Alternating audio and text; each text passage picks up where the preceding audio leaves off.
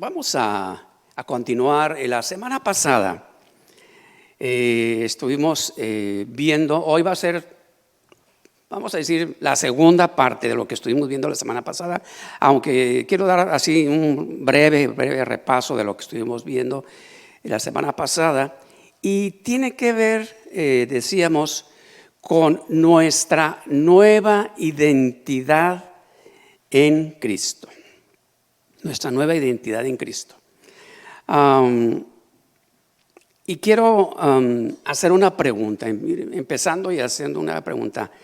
¿Por qué es importante saber quiénes somos en Cristo?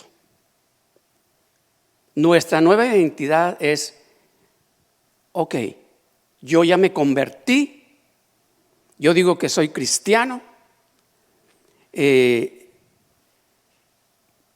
¿Por qué qué implica eso? ¿Qué sucede? ¿Qué ha pasado conmigo? ¿Por qué es importante saber quiénes somos en Cristo? ¿Por qué es importante conocer y entender nuestra nueva identidad que tenemos en Cristo? Porque el saber, el entender y conocer quiénes somos en Cristo, voy a mencionar algo, nos da madurez y nos da libertad. ¿Qué quiere decir eso? Lo vamos a estar viendo. Pero esto es clave. Cuando nosotros sabemos, entendemos y conocemos quiénes somos en Cristo, nos da madurez y libertad. Pero cuando no hemos entendido lo que somos en Cristo, seguimos entonces en ignorancia y podemos decir y opresión espiritual. Fíjense qué interesante es. Porque aunque somos salvos, puedo mencionar así, porque hemos entregado nuestra vida a Cristo, sí, pero como no hemos entendido quiénes somos en Cristo, esa nueva identidad que el Señor nos ha dado, aunque sí somos salvos, porque por fe, pero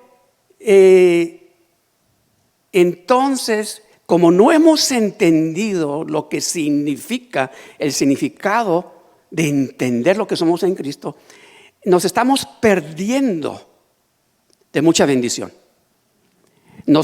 Continuamos en ignorancia de lo que somos en Cristo.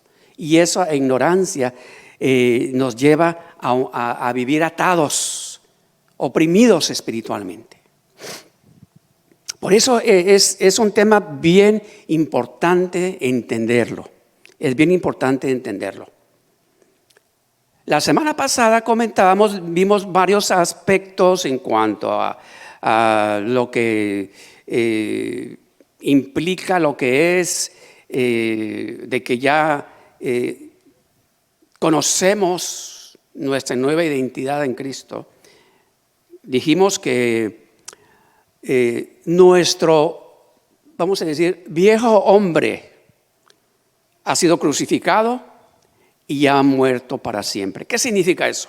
Bueno, recordemos, y también lo vimos, que el apóstol Pablo nos dice en 2 Corintios 5:17, no lo vamos a ver aquí en la pantalla, así rapidito lo voy a mencionar, de que nos dice, de modo que si alguno está en Cristo, nueva criatura es. ¿Recuerdan ese pasaje? Dice, las cosas viejas pasaron, he aquí todas son hechas nuevas. Cuando dice la Escritura, de modo que si alguno está en Cristo, nueva criatura es. Comentábamos que la palabra criatura significa creación. Somos una nueva creación en Cristo. Por eso el apóstol Pablo, él dijo y pudo decir en Gálatas 2:20, con Cristo estoy juntamente crucificado y ya no vivo yo, mas vive Cristo en mí. Cuando el apóstol Pablo dice esas palabras, con Cristo estoy juntamente crucificado y ya no vivo yo, sino Cristo vive en mí. ¿Quién puede decir con convicción y seguridad de que ahora en Cristo es una nueva creación? De que Cristo vive en ti. ¿Quién puede decirlo? Con esa convicción y con esa seguridad. Así como el apóstol Pablo. Es bien importante. Eso es bien importante. ¿Qué sucede? Porque es que hay en el mundo mucho cristiano que no tiene esa seguridad. Y no tienen esa seguridad porque están viviendo una vida religiosa. Creen que porque hacen solamente aspectos externos, eso ya pueden vivir y viven, están experimentando y entendiendo esa nueva identidad que tienen en Cristo.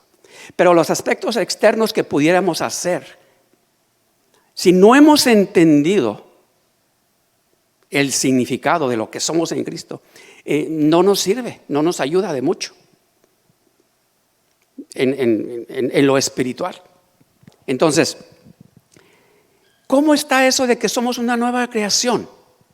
¿Cómo está eso de que somos una nueva criatura?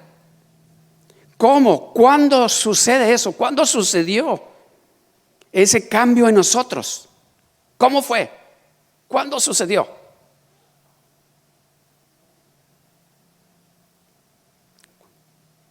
¿Cuándo fue? Pregunto. Bueno, primeramente podemos decir, fue por fe. Cuando tomamos la decisión de creer y obedecer a Cristo, fue por fe. ¿No es así? Porque claro, vinimos a través de su palabra, alguien predicó, alguien nos enseñó, fue a través de una predicación, fue a través de algún estudio, muchos inclusive a través de un canto. Hay quienes a través de un canto se han convertido por lo que dice, lo que está diciendo la letra del canto. El Señor obra de muchas maneras. Dios toca nuestros corazones de muchas maneras. Y ahí es en donde Dios toca nuestro corazón y ahí somos quebrantados y ahí empezamos, ahí decidimos decir, Señor, ahora entiendo. Por eso el apóstol Pablo pudo decir, ya no vivo yo, mas Cristo vive en mí.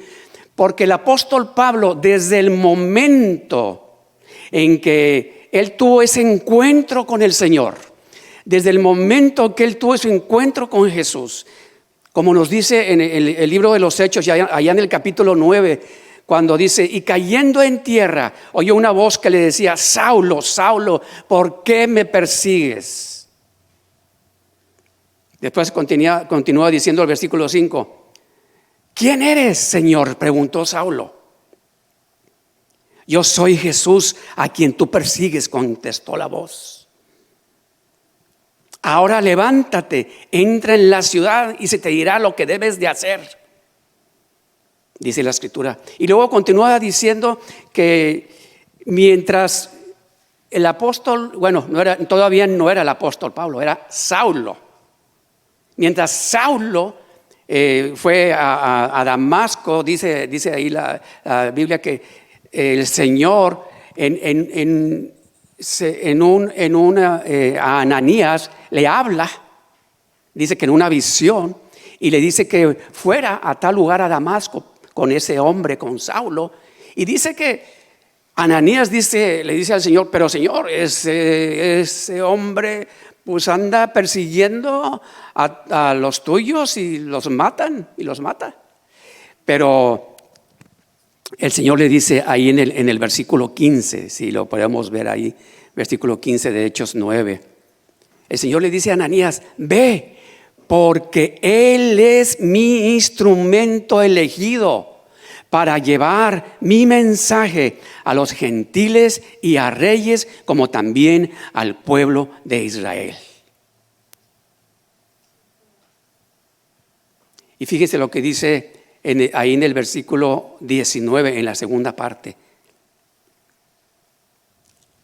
Saulo se quedó unos días con los creyentes en Damasco, y dice el 20, y enseguida comenzó a predicar acerca de Jesús en las sinagogas, diciendo: Él es verdaderamente el Hijo de Dios. ¡Wow! Imagínense, ¿qué sucedió ahí con Saulo cuando él tuvo ese encuentro con el Señor? La identidad de Saulo, después de eso, cambió. De perseguidor de Jesús a predicador de Jesús.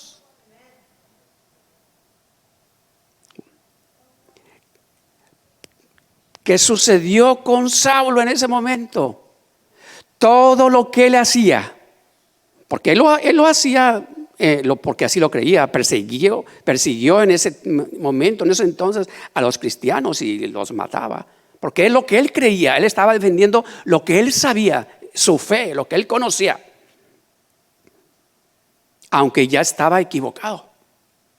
Pero cuando tuvo ese encuentro con Jesús, ahí podemos decir así, su identidad cambia. Como podemos decir, yo creo que en la mayoría de nosotros, nuestra identidad, cuando nosotros tuvimos ese encuentro con Jesús, cambió. Porque desde ese momento, no quiere decir que ya fuimos perfectos, pero empezó a haber un cambio en nosotros, ¿no es así? Empezó a haber un cambio en nosotros. Pero en el caso del apóstol, en el caso de Saulo, fue un cambio, podemos decir, en el momento. Tal vez para muchos de nosotros ese cambio es gradual, eso toma un proceso, aunque aquí, conforme vemos la escritura, fue en el momento. Y en el caso de Saulo, inclusive vemos que dice ahí en esos pasajes que Dios le dice a Ananías: voy a mostrarle lo que ha de padecer por mi causa. Desde ese momento ya el Señor ya había dicho de que el ministerio del apóstol Pablo, ya cuando él fue apóstol, él iba a padecer, él iba a sufrir, iba a pasar lo que tenía que pasar. Pero como él entendió, él conoció, él supo porque escuchó la voz directa del Señor. Él supo quién era en Cristo. Por eso leemos que dice en la escritura que preguntó: ¿quién eres, Señor?, preguntó Saulo. ¿Quién eres, Señor? Yo soy Jesús a quien tú persigues, le dijo el Señor. Cuando nosotros nos convertimos, preguntamos, como Pablo, preguntamos: ¿quién eres, Señor? Tal vez no, solamente algunos tal vez sintieron bonito, otros lloraron, algunos no sintieron nada. No importa, eso no hay un patrón de que tienes que llorar o que tienes que sentir bonito. No, porque es por fe.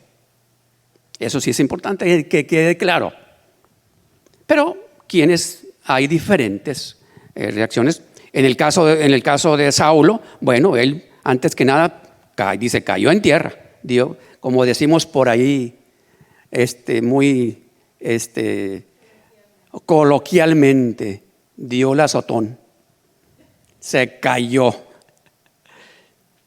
Pero de allí en adelante, y escuchó la voz. Entonces hubo en él, desde ese momento, ese cambio de identidad. Supo quién era en Cristo. Ahora, estamos diciendo, nuestro viejo hombre ha sido crucificado y ha muerto para siempre. Cuando decimos nuestro viejo hombre, o sea, como humanos, hombre, mujer, nuestra antigua naturaleza ha sido crucificada y ha muerto para siempre. Decíamos que leímos un pasaje que nos dice que ahora estamos sentados con Cristo en los lugares celestiales.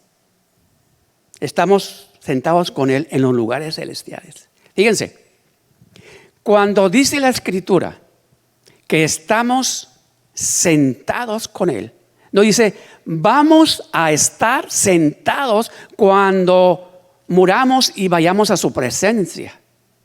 No dice así. Dice, habla en presente.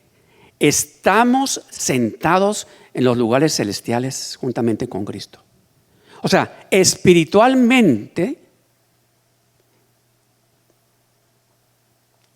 aunque estamos en esta carne, en esta tierra, pero espiritualmente nosotros ya estamos sentados con Él. Y estos aspectos, cuando lo vemos así y lo entendemos así, nos ayuda a, como estamos diciendo, nos da identidad.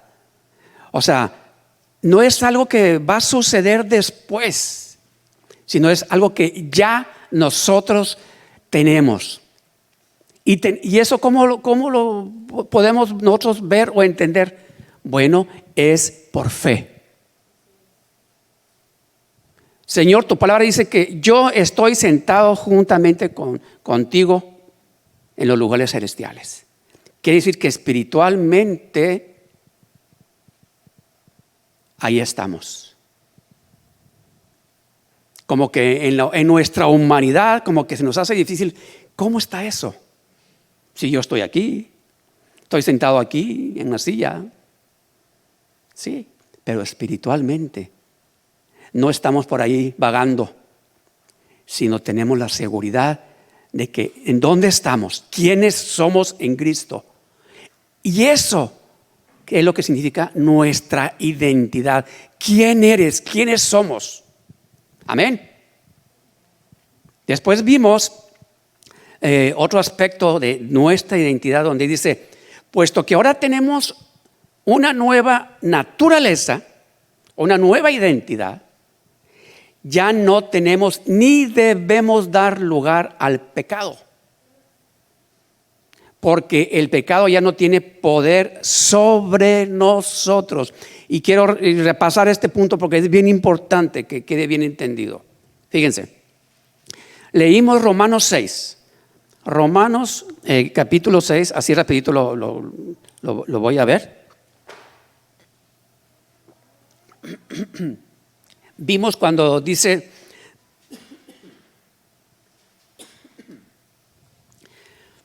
sabiendo esto, que nuestro viejo hombre fue crucificado juntamente con él, Romanos 6:6, la Reina Valera. Leíamos, para que el cuerpo del pecado sea, dice ahí que, destruido en la Reina Valera, a fin de que no sirvamos más al pecado. Y veíamos que cuando dice aquí la palabra destruido, cuando dice el cuerpo del pecado sea destruido, destruido comentábamos que significa desactivado, sin poder o sin influencia. Entonces, cuando leemos, entonces sí, en la Nueva Traducción Viviente, el versículo 6 de Romanos 6, dice, sabemos que nuestro antiguo ser pecaminoso fue crucificado con Cristo para que, fíjense como dice, el pecado, ¿cómo dice? Perdiera su poder en nuestra vida. Pues como termina, ya no somos esclavos del pecado. Entonces, entendamos esto.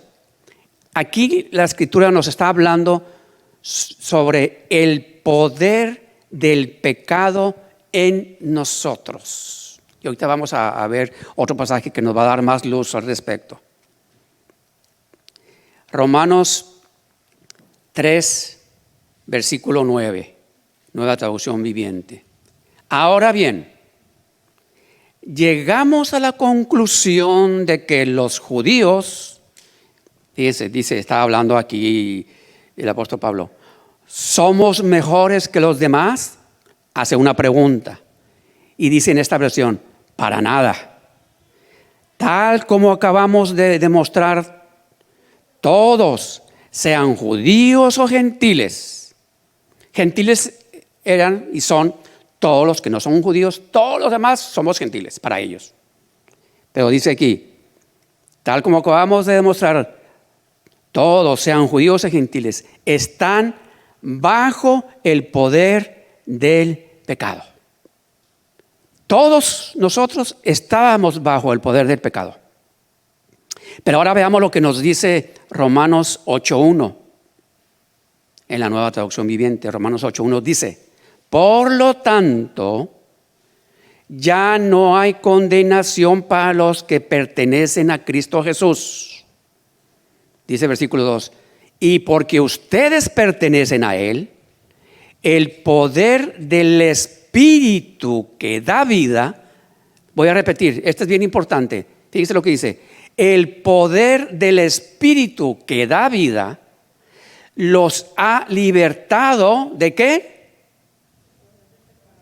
Del poder del pecado que lleva a la muerte. Después dice el versículo 3, la ley de Moisés no podía salvarnos porque nuestra naturaleza pecaminosa es débil. Así que Dios hizo lo que la ley no podía hacer. Y esto es bien importante.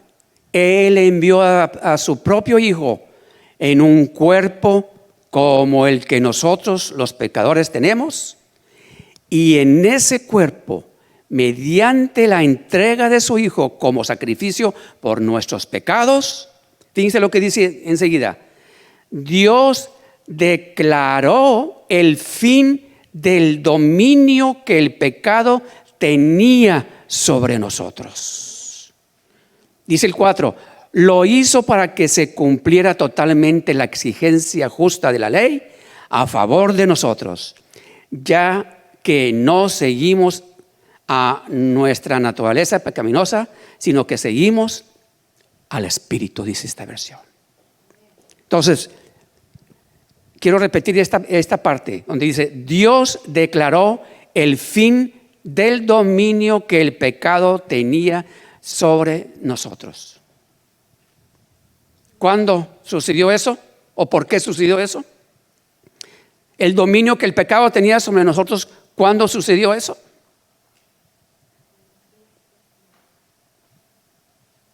Cuando nosotros vinimos a Cristo. Entonces, ese poder del pecado que estaba sobre nosotros, en el momento que nosotros de corazón tomamos esa decisión y seguimos siendo obedientes a su palabra, entonces ese dominio que el pecado que había sobre nosotros ya no tiene efecto, ya no tiene dominio sobre nosotros. Entender esto, hermanos, lo que somos en Cristo, entenderlo así, nos da identidad. Esto es bien importante entenderlo. Esto es lo que nos da a nosotros el saber lo que somos en Cristo. mientras no vayamos entendiendo estos aspectos así, nos estamos perdiendo de mucha bendición. Estamos viviendo una vida religiosa solamente. Así es que por eso es importante que nosotros entendamos estos puntos. Entonces podemos decir, sin Cristo, cuando nosotros no estamos en Cristo, podemos decir, el poder del pecado en nosotros sigue activo y nos sigue controlando.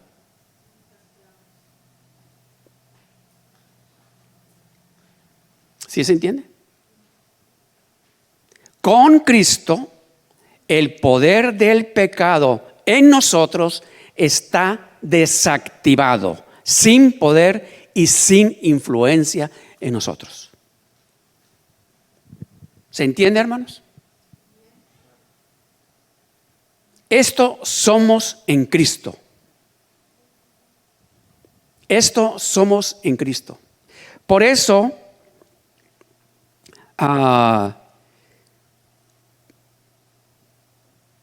cuando como cristianos vamos a seguir siendo tentados a pecar, a hacer las cosas que no convienen, lo malo, sí, claro que sí. Vamos a seguir siendo tentados. Y la lucha es fuerte a veces. Pero si estamos conscientes de lo que somos en Cristo, por eso dice en otro pasaje, no nos ha sobrevenido ninguna tentación que no podamos, que Dios no nos pueda dar la salida. Entonces, podemos nosotros ahora tener la seguridad de que podemos vencer, porque ese poder del pecado que había en nosotros ya no está activo. Pero si tú decides ceder a esa tentación, es tu decisión. Ya esa fue decisión tuya. Ya Dios, en Cristo nosotros tenemos una seguridad, pero siempre la elección y la decisión va a ser nuestra. Por eso aquellos que viven una vida cristiana y luego caen y luego dicen, bueno, pues es que la carne es débil. Y esa es la excusa que se pone. No. La lucha sí es fuerte, sí. Pero si estamos bien conscientes de lo que somos en Cristo, Dios nos va a dar la salida. Dios nos va a dar la salida siempre. Amén. Así es que, puesto que ahora tenemos esa nueva naturaleza, ya no tenemos ni debemos dar lugar al pecado. Amén. Así es que, como vimos, el poder del Espíritu que da vida nos ha libertado del poder del pecado que nos llevaba a la muerte. Amén. Ahora, el tercer punto que vimos la semana pasada, vimos que porque ahora que somos justos, podemos producir y reflejar el fruto de justicia. Como dijimos, nuestro viejo hombre ya ha sido reemplazado por un espíritu totalmente regenerado, que es el Espíritu Santo morando en nosotros. ¿Lo creemos, hermanos? ¿Lo creemos? Amén. Entonces, ahora como personas regeneradas, porque hemos entendido quiénes somos en Cristo, comentamos, nuestra mente, nuestras emociones y nuestra voluntad tienen que reflejar esa nueva naturaleza que tenemos en Cristo. Fíjense, si realmente hemos entendido y y estamos viviendo esa nueva naturaleza, nuestra mente, nuestras emociones y nuestra voluntad se tiene que reflejar a través de nosotros, a través de todos estos aspectos de nuestra vida. De que tenemos una nueva identidad, que ya no somos los mismos que éramos antes.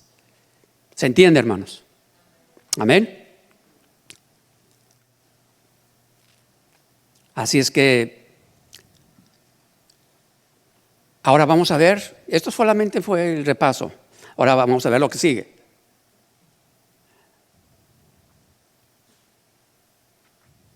Y vamos a verlo a partir de lo que nos dice Primera de Pedro 2:9.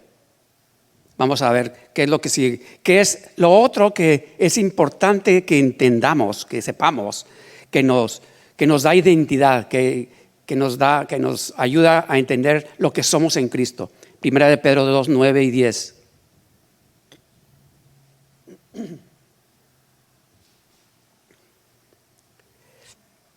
Pasaje que yo creo que todos conocemos.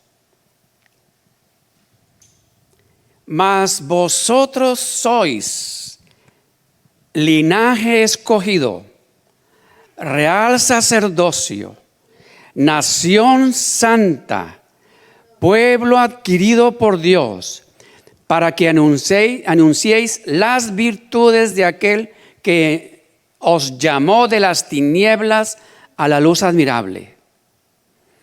Vosotros que en otro tiempo no erais pueblo, pero que ahora sois pueblo de Dios, que en otro tiempo no habíais alcanzado misericordia, pero ahora habéis alcanzado misericordia. Ahora, veamos esto. Cuando aquí el apóstol Pedro menciona y dice, vosotros sois linaje escogido. Vamos a empezar con esta primera expresión, esta palabra. Está diciendo, vosotros sois linaje escogido.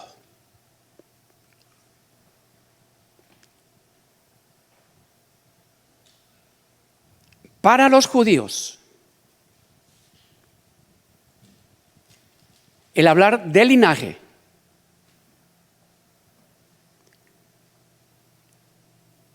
hasta la fecha, el día de hoy, es importantísimo.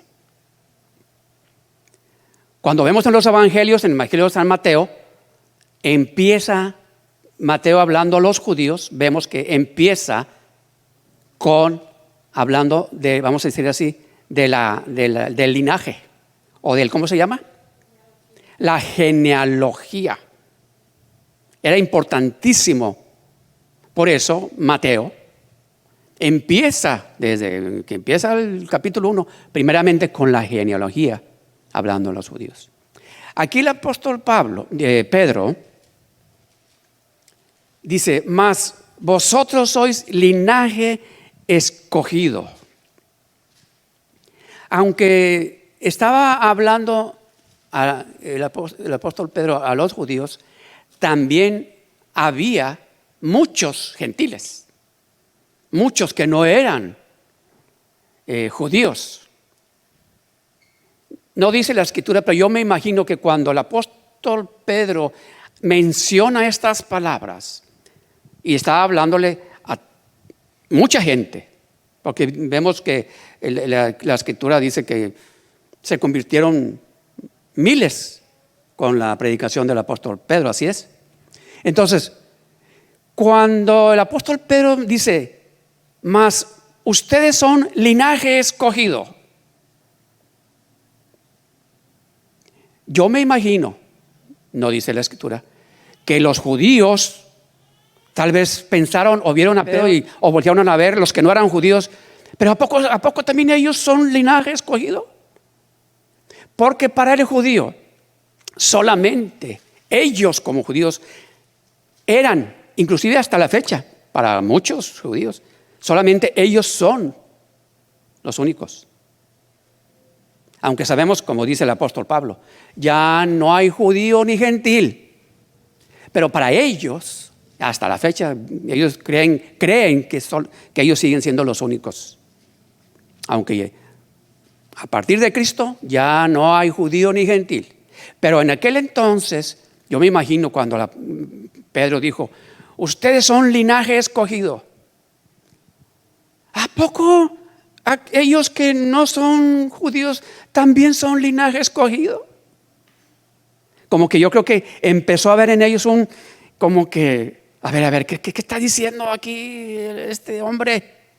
¿Cómo que les está diciendo a todos que son linaje escogido? Linaje escogido somos solamente nosotros, los judíos. Yo me imagino que ellos pensaron eso. Como digo, aún hasta el día de hoy hay algunos que así siguen pensando. Tal vez no todos. Pero el apóstol Pedro ya había entendido también quién era en Cristo y que aún todos los demás que no eran judíos también eran parte. Porque vemos a través de la Escritura que aún el apóstol Pedro, y no lo oculta la Escritura, también batalló y dudó en cuanto a eso, cuando le dice que en aquellos pasajes donde hace mención de que ve como en un sueño que tenía que, ¿cómo era? Comer, matar y comer, ¿verdad? Y le dijo Pedro, pero Señor, ¿cómo yo no puedo comer? ¿Cómo dijo él? Lo que no es santo y puro, algo así, dice.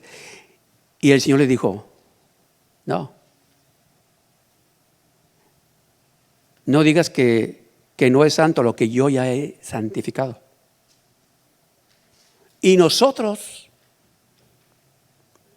como gentiles, vamos a decir así, vamos a llamarnos así, porque no somos judíos.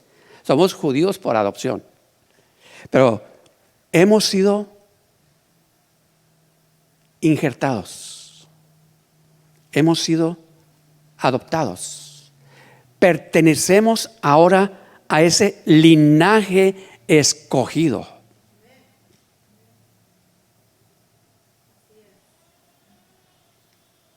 Nosotros pertenecemos a ese linaje. Pero se nos hace muy difícil en nuestra humanidad, porque generalmente seguimos viviendo con el pensamiento, bueno, pero yo soy hijo de fulano, de sotano, nací allá en tal pueblo, allá en mi país, y pues nosotros no somos nada.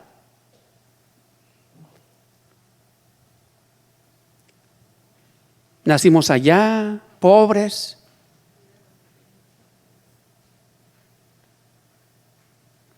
En lo exterior, tal vez. Pero eso no tiene nada que ver con lo espiritual. ¿Sabías? Eso no tiene nada que ver con lo espiritual. Desde que nosotros vinimos a Cristo, cuando vemos estas palabras a través del apóstol Pedro, más dice, ustedes son linaje escogido. Y cuando dice que ustedes, ahí a quienes les está hablando, solamente allá a los sacerdotes, a los que tenían una posición alta, a los reyes, ¿a eso se está refiriendo a ellos? No.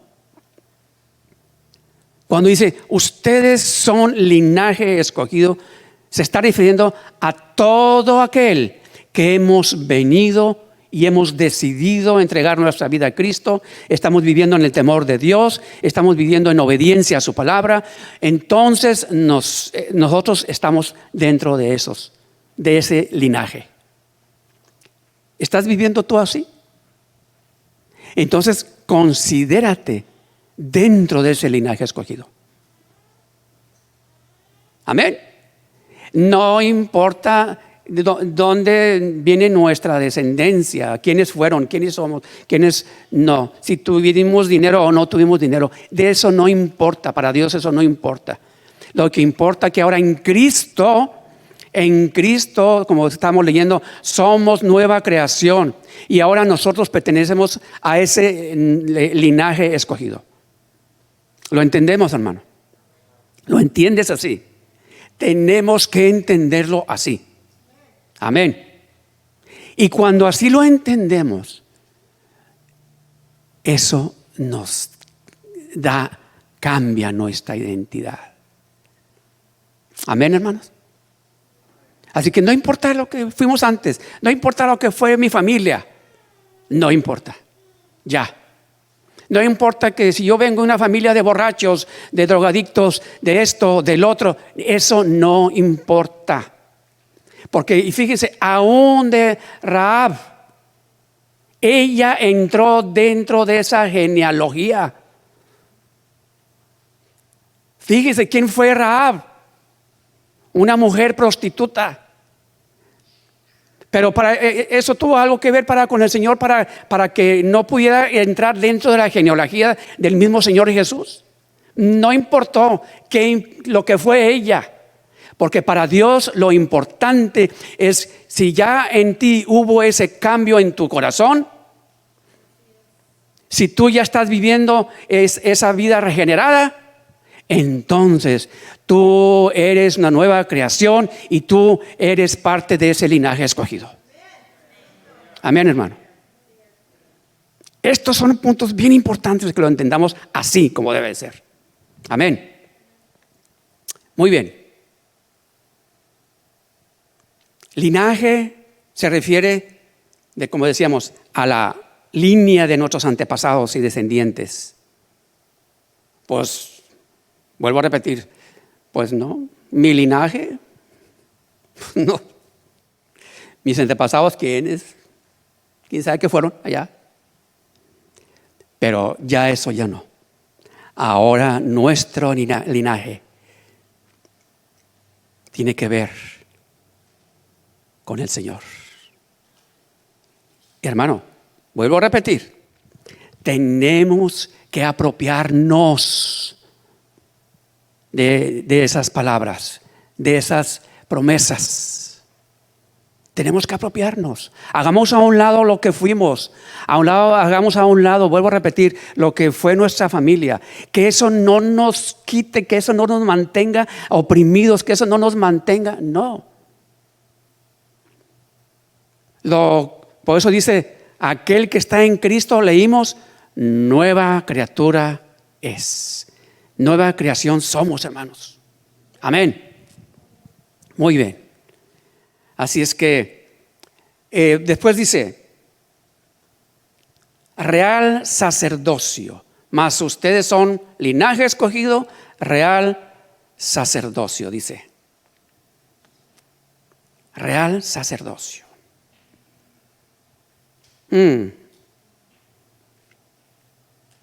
Fíjense, aquí está otra, bien interesante. Cuando les dice,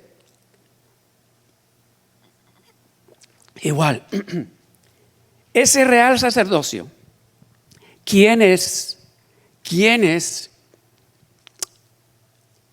únicamente podían pertenecer a ese real sacerdocio? En aquel entonces, solamente la descendencia de Aarón. Solamente la descendencia de Aarón podían ser sacerdotes. ¿Saben? Inclusive hasta el día de hoy, para los judíos, los que se hacen cargo de las sinagogas, los sacerdotes de las sinagogas, hasta el día de hoy, solamente pueden ser sacerdotes de la sinagoga, el rabino, que se llama rabino exactamente. El rabino de la sinagoga solamente puede ser quien venga de la genealogía de Aarón. Solamente. Eso me lo decía un uno que era judío. Hasta la fecha. Ellos tienen hasta la fecha su genealogía bien marcada, bien específica. Y aparentemente nadie puede ser rabino si no viene de la genealogía de Aarón, según me comentó esta persona judía.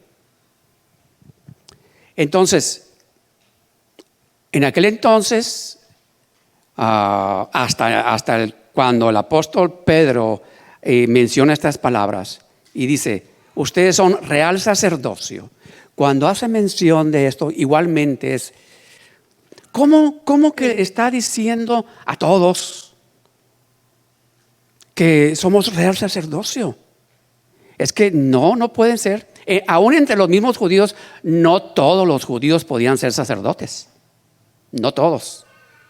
Solamente eran los que venían de esa genealogía de Aarón. Sobre todo en aquel entonces.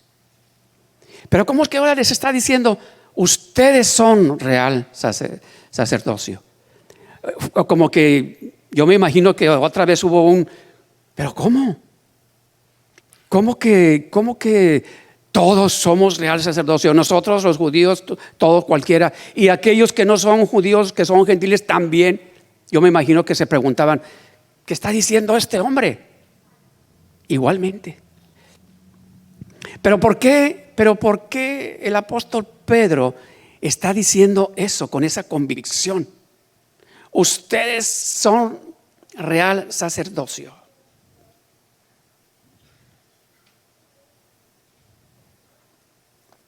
Porque lo que comentamos hace días, porque el apóstol Pedro ya había entendido lo que dice Mateo 27, versículos 50 y 51. En la Reina Valera vamos a verlo. Mateo 27.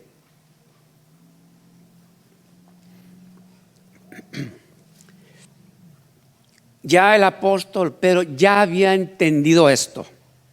Y lo vimos hace días. Mateo 27, 50 y 51. Ahí, a partir de eso, Dios estaba diciendo que el sacerdocio del Antiguo Testamento ya hasta ahí había llegado, ya no era necesario. Dice, mas Jesús, habiendo otra vez clamado a gran voz, es Mateo 27, 50, ¿sí? Sí. Mas Jesús, habiendo otra vez clamado a gran voz, entregó el Espíritu, dice el 51. He aquí, el velo del templo se rasgó en dos de arriba abajo, y la tierra tembló y las rocas se partieron. Cuando el apóstol Pedro menciona eso, ustedes son real sacerdocio, él ya había entendido lo que significó estas palabras. Cuando dice, he aquí el velo del templo se rasgó en dos de arriba abajo. Ahora todo creyente podía venir directamente a la presencia de Dios. Ya no había necesidad de ningún sumo sacerdote que intercediera por ellos. Ahora ya no hay mediadores terrenales entre Dios y el hombre como existieron en el sacerdocio antiguo. Como dice 1 Timoteo 2:5, porque hay un solo Dios y un solo mediador entre Dios y los hombres, Jesucristo hombre. Amén. Entonces, Cristo, nuestro sumo sacerdote, ofreció un solo sacrificio por el pecado de todos nosotros, de todos los tiempos. Así es que cada uno de nosotros, cuando dice, ustedes son real sacerdocio, ahora en Cristo nosotros podemos entrar al lugar santísimo. En aquel entonces solamente era a través del sumo sacerdote. Y el sumo sacerdote entraba al lugar santísimo solamente una vez al año. Ahora en Cristo, nosotros podemos entrar, cada uno de nosotros. Eso, hermanos, si lo entendemos, si lo hemos entendido bien, lo que somos ahora en Cristo, real sacerdocio. Eso somos, hombres, mujeres. En aquel entonces las mujeres no había mujeres que entraban al lugar santísimo, eran puros hombres. Pero ahora ya, como dice la Escritura, ya no hay judío ni gentil, ni hombre ni mujer, somos uno en Cristo. Como seres humanos, hombre, mujer, ya no hay diferencia. Así es que eso que mencionó el apóstol Pedro, ustedes son real sacerdocio. Yo creo que en aquel momento no fue fácil para ellos, pero lo hemos entendido nosotros, hermanos. ¿Lo hemos entendido? Lo que somos. Acuérdense, esto es bien importante. No importa de dónde venimos nosotros, nuestra descendencia. Lo que somos ahora en Cristo. Amén. Dice Hebreos 4, 14, 16. Cristo es nuestro sumo sacerdote. Por lo tanto, fíjense, esto es importante entenderlo y verlo. Hebreos 4, 14, 16. Cristo es nuestro sumo sacerdote. Por lo tanto, ya que tenemos un gran sumo sacerdote que entró en el cielo, Jesús, el Hijo de Dios, esa es la Nueva Traducción Viviente. Aferrémonos a lo que creemos. Dice el 15, nuestro sumo sacerdote comprende nuestras debilidades porque enfrentó todas y cada una de las pruebas que enfrentamos nosotros. Sin embargo, Él nunca pecó. Así que, fíjense lo que dice el 16, acerquémonos con toda confianza al trono de la gracia de nuestro Dios. Y quiero pararme ahí un momentito.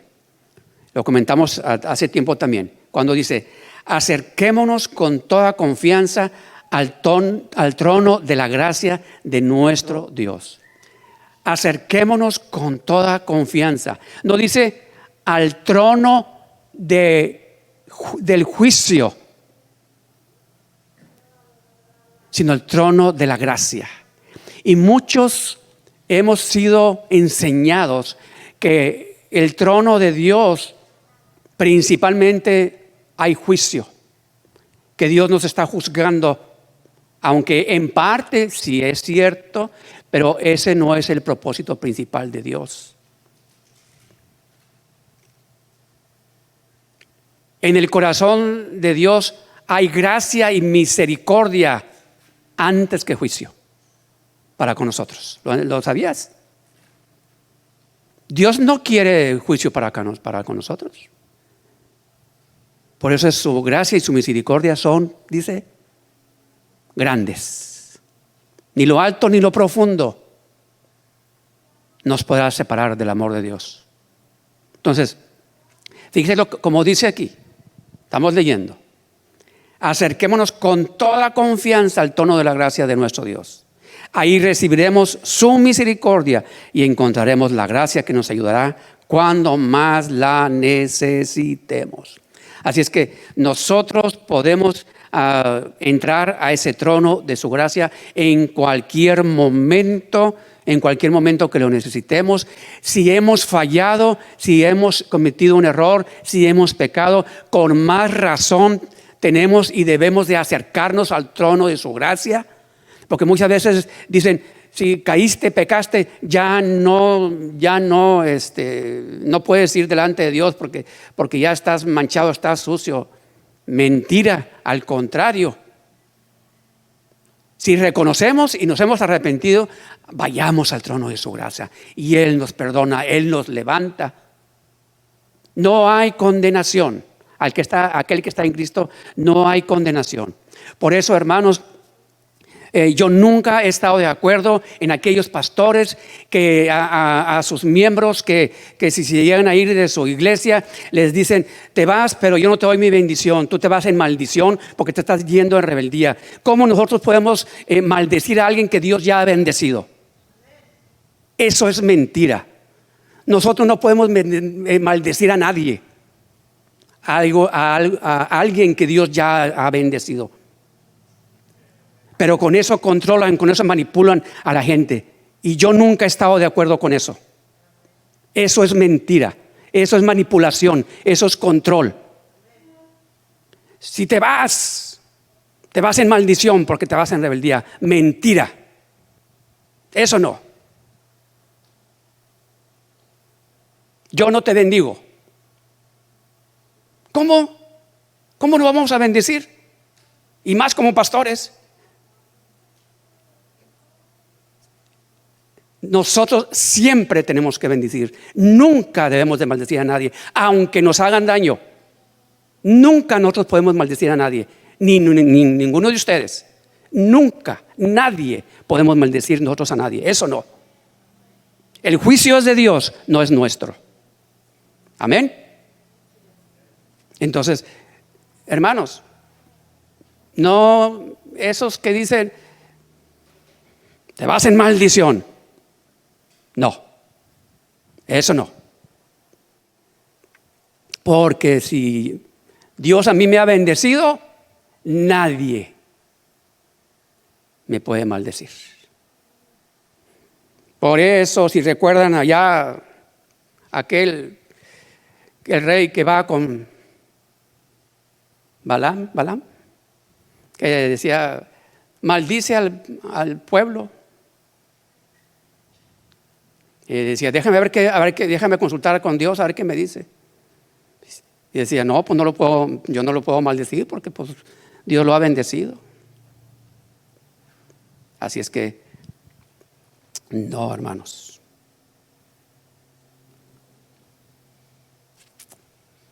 Fíjense, Primera de Pedro 2:5. Veamos Primera de Pedro 2:5. Ya vamos a acabar. Reina Valera. Vosotros también, como piedras vivas,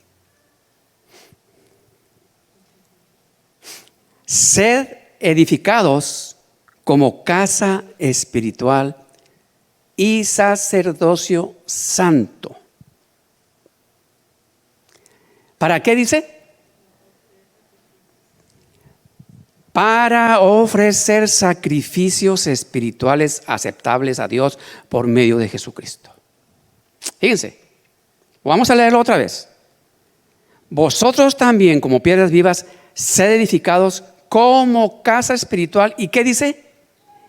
Y sacerdocio santo. ¿A quiénes se está refiriendo? ¿A quiénes? A nosotros. A cada uno de nosotros. Para ofrecer sacrificios espirituales aceptables a Dios por medio de Jesucristo.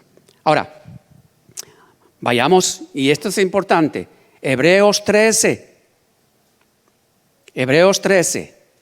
versículo 15 y 16, Nueva Traducción Viviente.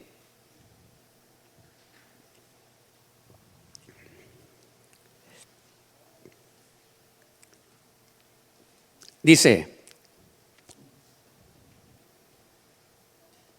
por lo tanto, por medio de Jesús, ¿qué dice? Nueva Traducción Viviente. Ofrezcamos ¿qué?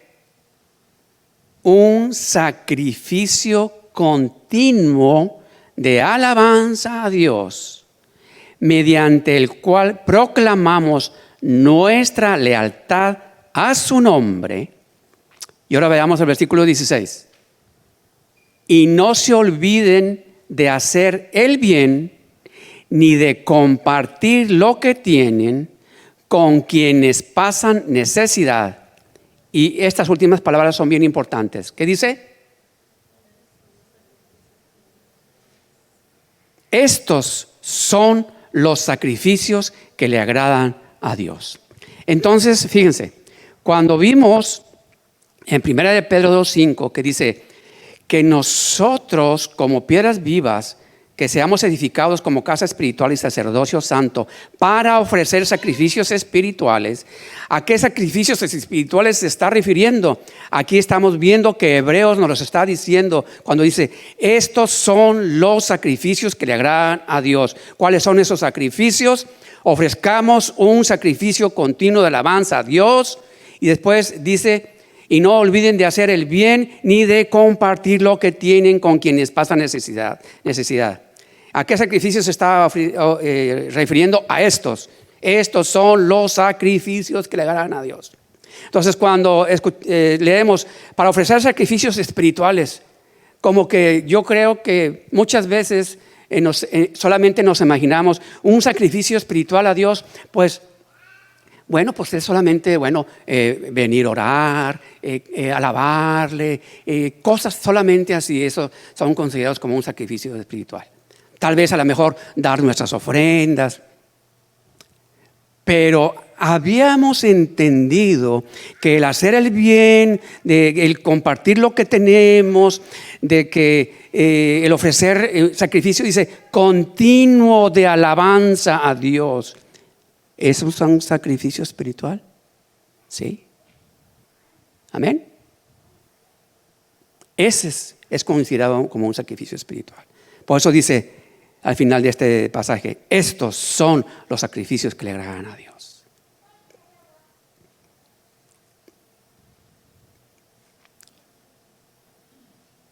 Por eso, después dice, ahorita que el pasaje que leímos de cuando dice, mas vosotros sois linaje escogido, real sacerdocio, nación santa, pueblo adquirido por Dios. Vamos a ver lo que dice que fuimos pueblo adquirido por Dios.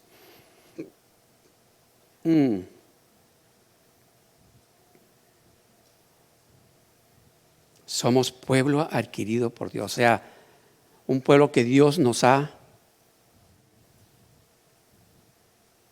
adoptado, nos ha comprado y a un precio muy alto.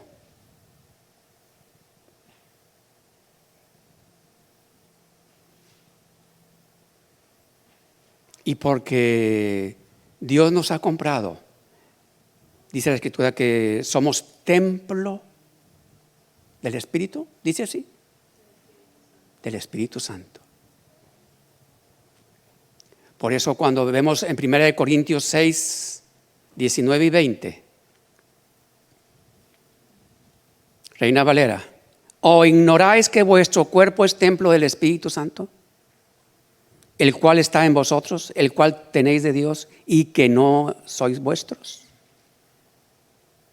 Porque habéis sido comprados por precio, glorificad pues a Dios en vuestro cuerpo y en vuestro espíritu, los cuales son de Dios. Fíjense, glorificar a Dios en nuestro cuerpo y en nuestro espíritu. Glorificamos a Dios. O sea, ¿qué quiere decir? Que hay forma de que tanto a través de nuestro cuerpo y nuestro espíritu no glorifiquemos a Dios. Claro que sí. Muchas veces pensamos, yo ya no hago mal a nadie. Como se dice normalmente, no hago mal a nadie, no fumo, no tomo, no esto, no lo otro, ni cosas así. Está bien, qué bueno. Pero espiritualmente, ¿cómo nosotros no podemos glorificar a Dios en nuestro espíritu?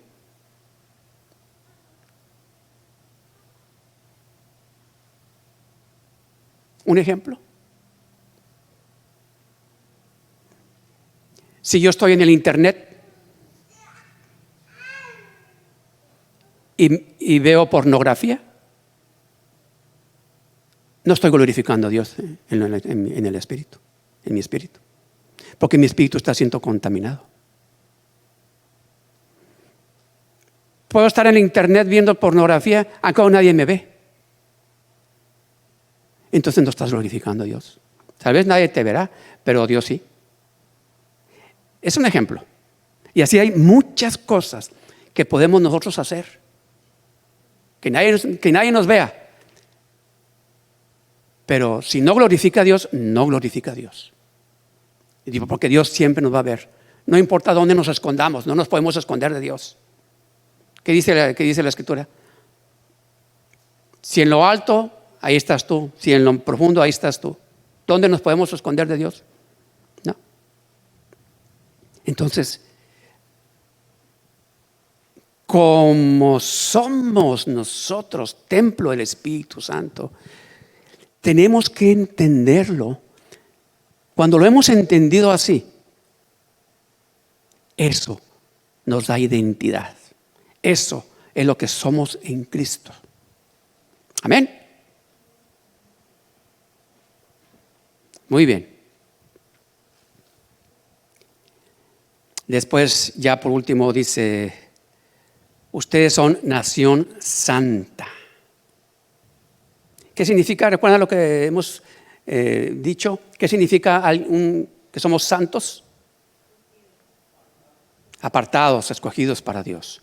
Dice, somos una nación santa. Fíjense, dice nación santa, o sea, toda una nación. Somos nosotros un reino apartado para Dios. Pertenecemos al reino de Dios. No importa dónde vivamos en el mundo. Pertenecemos a un reino, al reino de Dios. Por eso dice el apóstol Pablo que ya nuestra ciudadanía no está aquí en la tierra. Pertenecemos al reino de Dios. Amén. Por eso dice que somos una nación santa, pueblo adquirido por Dios, decíamos. Ahora, aquí hay un punto importante. Como cristianos, como creyentes, pongamos atención, somos especiales para Dios. Fíjense, en el sentido de que somos especiales para Dios porque por nuestra fe y nuestra obediencia que hemos puesto en Cristo, es su palabra. Por eso somos especiales para Dios. No porque Dios considere superiores o inferiores a toda la demás gente. No, porque Cristo murió por todos, igual. Y dice la palabra de Romanos, para Dios no hay excepción de personas. Por cuanto todos pecaron, dice, y están destituidos de la gloria de Dios. Pero en las Escrituras, el concepto de un pueblo especial, de un pueblo escogido, como estamos viendo, que somos pueblo escogido, linaje escogido, real sacerdocio, nación santa, es porque hemos venido a Cristo. No es porque, nomás porque sí somos así nosotros. Y este es otro punto importante.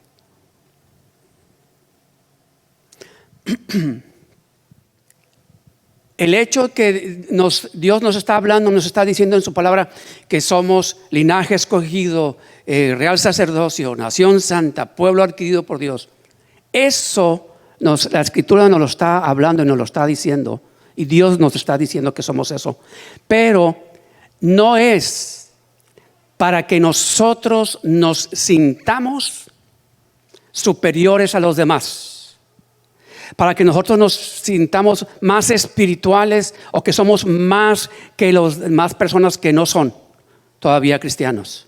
No es, ese no es el sentir correcto que debemos tener nosotros. Ese no es el sentir de decir, bueno, ahora yo sé lo que soy en Cristo y soy esto. y ya yo me creo más que los demás. No, porque si hay ese sentir en mí, quiere decir que hay orgullo, y el orgullo no es de Dios. El hecho de que a mí me dice su palabra, lo que yo soy en Cristo, no es para que yo me crea superior a los demás, sino es para que yo sepa quién soy, y eso me da a mí madurez y me da libertad espiritualmente. Para eso es importante conocer mi nueva identidad en Cristo y lo que soy en Cristo, porque me da madurez y me da libertad. Para eso es importante que sí entendamos lo que somos en Cristo, no para creernos más que los demás, porque desde el momento que nosotros nos creamos más que los demás, desde ese momento entonces nuestra motivación está equivocada. Entonces ya nos estamos empezando a desviar. No se trata de sentirnos superiores a los demás, no. Nunca podemos y ni debemos de perder nuestra humildad, como nos enseña el mismo Señor Jesús en su palabra. ¿Se entiende, hermanos? Pero ¿qué pasa? Hay muchos que se creen superiores, porque ahora ya conocen esto, conocen lo otro, y ahora hasta se cambiaron de nombre y se cambian de nombre. No, hermanos, eso no. Somos lo que somos en Cristo cuando lo entendemos, es para madurar y nos da libertad. ¿Qué quiere decir que nos da libertad? Significa que entonces, porque yo ya estoy madurando y he madurado espiritualmente, entonces yo ya no soy esclavo del pecado, yo ya he muerto al pecado. Todo aquello que me controlaba ya no me controla, todo aquello, el chisme ya no me controla, la murmuración ya no me controla, el juzgar a los demás ya no me controla. Todas aquellas cosas que me controlaban y que me ataban y me tenían atado en lugar de libre. Una vez que ya entiendo lo que soy en Cristo, entonces es entonces que verdaderamente, cuando yo lo entiendo así y lo vivo y lo pongo por obra, es entonces que puedo decir: Señor, gracias. Gracias porque soy linaje escogido, porque soy real sacerdocio, porque pertenezco a esa nación santa, porque soy pertenezco al pueblo escogido por ti. Pero el punto no lo olviden, hermanos, no es para sentirnos superiores a nadie, amén, sino para que eso nos dé a nosotros madurez, firmeza, libertad en el espíritu, sin perder la humildad, sin perder el amor al prójimo, siguiendo siendo justos, rectos, viviendo en el temor de Dios. Amén. Esto, hermanos, cuando lo hemos entendido así, nos da identidad. Así es que vamos a ponernos de pie. Por eso, hermanos, fíjese, cuando vemos en el capítulo 11 de Hebreos, que habla sobre todas aquellas personas, esos personajes del Antiguo Testamento que tuvieron esa relación especial con Dios, cuando habla de todos, cuando dice: porque por fe Abraham, por fe Moisés, porque por fe, y empieza a nombrar todos aquellos personajes, las virtudes que hace y menciona,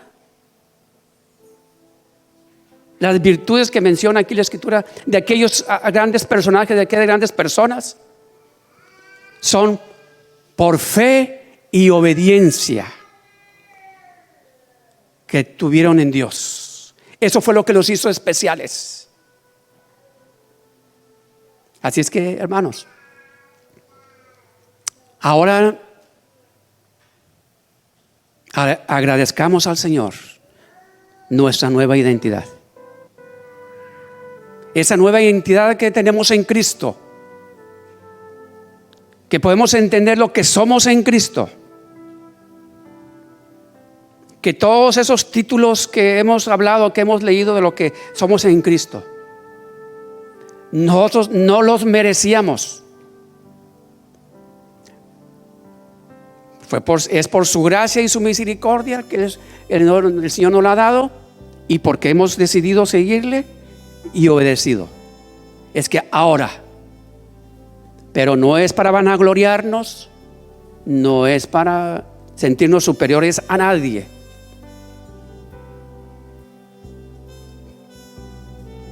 Seamos agradecidos al Señor en todo, por todo. Por eso, hermanos, proclamemos la verdad de Dios. Sigamos nosotros proclamando la verdad del Dios, del único Dios vivo. Sigamos proclamando con los demás lo que Dios ha hecho en nuestras vidas. El Evangelio de Jesucristo a todos. Nunca nos olvidemos de quiénes somos y sigamos proclamando sus misericordias.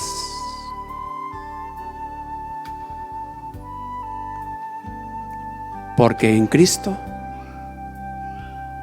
hemos sido llamados para salir de las tinieblas y hemos sido trasladados a su luz admirable. Porque en Cristo hemos sido llamados a anunciar sus virtudes.